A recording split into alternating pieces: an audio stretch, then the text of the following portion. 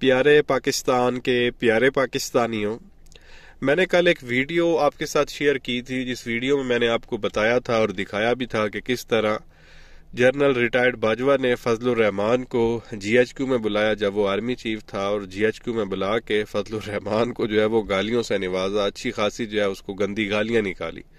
और इनका जो फजलुर रहमान की पार्टी का वो मौलाना हैदरी है, वो कह रहा था जब जनरल साहब ने पहली गाली निकाली तो मैं चुप रहा, दूसरी गाली निकाली तो मैं चुप रहा, तीसरी गाली पे मैंने जनरल साहब को कहा शट अप, जनरल साहब आप ऐसा नहीं कर सकते, ये क्या तरीका कार है, आपने हमें अपने घर में बुला के जो है वो गालियां निकाली हैं, कोई घर आए मेहमान को भी गालियां निकालता है, ये कौन सा तरीका है, ये तो आपने इस्लामी रवैयात को भी नहीं देखा और इलाकाई रवैयात को भी नहीं देखा, ये किस तरह का जो है वो तरीका कार है।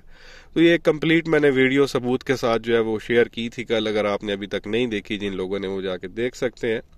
तो ये चीज मैंने आपके सामने रखी, तो इनको जो मदरसे के बच्चे थे वो बड़े उतावले हो रहे थे कि भाई ये जर्नल होता कौन है उसको गालियां निकालने वाला, हमारे हजरत मौलाना फजलुर रहमान साहब को। तो वो काफी ज्यादा वो बुरा भला बोल रहे थे फिर बाजवा को कि भाई ये होता कौन है, इसकी ये तो इसकी वो काफी ज्यादा बुरा भला कह रहे थे। अब वो तो फिर जर्नल था, उसने फजलुर रहमान को गालियां निकाली, यहाँ पे आम आवाम जो है वो फजलुर रहमान को गालियां निकालती है। तो वो मैं आज उन मदरसे के बच्चों को दिखाना चाह रहा हूँ कि भाई ये रियलिटी है, ये हकीकत है। ये एक छोटा सा क्लिप है, ये आप सुन लें कि एक रिपोर्टर जो है वो रिक्शे वाले के पास जाता है और रिक्शे वाला किस तरह से जो है वो फजलुर रहमान की तारीफें कर रहा है और साथ हमारा जो इस वक्त इम्पोर्टेड वजीर आजम है उसकी तारीफें कर रहा है। ये आप खुद सुन लें, फिर आगे मजीद बात करते हैं। कहूँगा कि ये जो बेगैरत मौलवी जो हमारे मुसल्लत हुआ है, ये पहले दो दफा इस बंदे ने लॉन्ग मार्च किया है महंगाई के खिलाफ, पेट्रोल के खिलाफ। अब इस बेगैरत को कीड़े पड़ गए हैं, इसकी जुबान में कीड़े पड़ गए हैं, इसके पेट में हराम आता है ना, इसलिए ये अब नहीं बोल रहा। अब ये हमारा जो ये बांदर वजीर आजम है, इतने इतने दौरे करता है, ये बेगैरत अपना प्रोटोकॉल खत्म करें, अपने महलात बेचें, बार बार ये IMF के पास जाते हैं, पैसे लेते हैं जाके, हमारी फौज को भी हराम पे लगा दिया है। तो ये प्यारे पाकिस्तानियों, आपने देखा रिक्शे वाला होके कह रहा है कि ये बेगैरत मौलवी जो है, ये जब पेट्रोल 2-4 रुपए बढ़ता था तो ये इतना आके चीखता था, अब इसके मुंह में जब वो कीड़े पड़ गए हैं, अब ये क्यों नहीं बोलता? क्योंकि इसके पेट में जब हराम आ रहा है, इसको कोई फर्क नहीं पड़ता, ये कोई बात करने के लिए तैयार नहीं। और बात भी ठीक है, 1 रुपया 2 रुपए 3 रुपए जो है वो रेट बढ़ते थे तो इनकी पूरी टीम आके जो है ना वो मीडिया के ऊपर इतने तमाशे लगाती थी, रातों रात तुमने ये कर दिया, रातों रात इमरान तुमने ये कर दिया, अवाम जो है वो महंगाई की चक्की में पीस रही है, ये नहल है, ये नलाइक है, ये फलाना है, ये ढींगना है। और अब तो पेट्रोल खैर 1-2 रुपए छोड़े, सीधा सीधा 50, 35, 30, 35, 40 रुपए बढ़ता है। तो अब फजलुर रहमान आगे कोई बात ही नहीं करता, तो बंदा कह रहा है अब इसके मुंह में कीड़े पड़ रहे हैं क्योंकि ये अब हुकूमत में आ गया और इसके पेट में हराम आ रहा है, तो अब इसको कोई फर्क नहीं पड़ता। साथ ही उस बंदे ने जो है वजीर आजम को भी रगेत दिया, भाई ये बांदर वजीर आजम, इसको जो है सिर्फ दौरे करने का शौक है, कभी दौरा करने इधर जा रहा है, कभी दौरा करने उधर जा रहा है, पैसे ये जाके मांगता है। तो ये बेशरम आदमी अपना प्रोटोकॉल खत्म क्यों नहीं करता?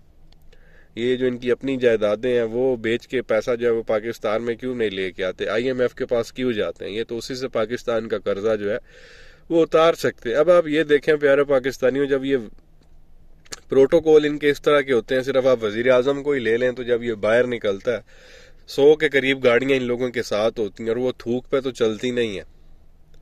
तो जब वो पेट्रोल पे चलेंगी तो आप अंदाजा लगाएं कि 100 वो भी बड़ी बड़ी इनके पास गाड़ियां होती हैं जिनकी एवरेज ही 5-6 होती है, 5-6, 7-8, इससे ज्यादा की एवरेज नहीं होती। जो बड़ी गाड़ियां होती हैं लैंड क्रूजर टाइप की, 7-8 से ज्यादा की तो वो एवरेज नहीं देती। 1 लीटर में बेसिकली 6-7 किलोमीटर ये चलती हैं, और ये भाई साहब पता नहीं 100 गाड़ियों का काफिला चल रहा होता है, किधर से किधर ये पहुंच जाता है।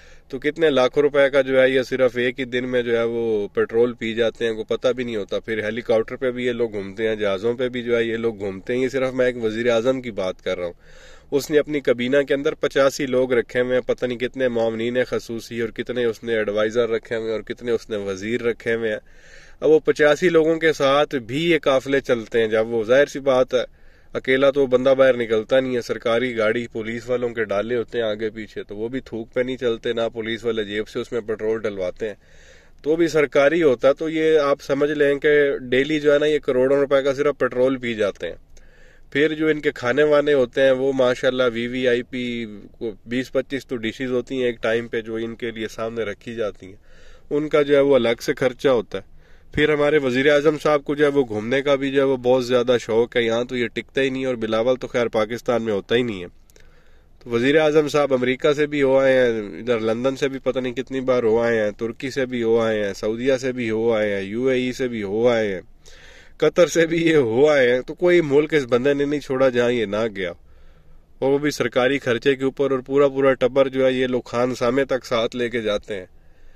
तो आप अंदाजा करें कि अगर ये सारा कुछ छोड़ दिया जाए और हमारा वजीर आजम सिर्फ PIA की फ्लाइट से जाए, 1-2-4 लोगों को चलो साथ लेके चला जाए, PIA की फ्लाइट से जाए, कमर्शियल फ्लाइट से, तो कितने जो है वो करोड़ों रुपए बच सकते हैं, जो लाखों डॉलर ये एक एक अपने दौरे पे लगा देते हैं। अगर ये वो काम ना करें तो उससे कितना जो है वो पैसा बच सकता है। अपने प्रोटोकॉल अगर ये खत्म कर दें तो उससे कितना जो है वो पैसा बच सकता है। इनको किन्होंने आके मारना है, इनकी जो है वो औकात जो है वो 2 टके की नहीं है, कोई गोली नहीं जाया करेगा इन लोगों के ऊपर।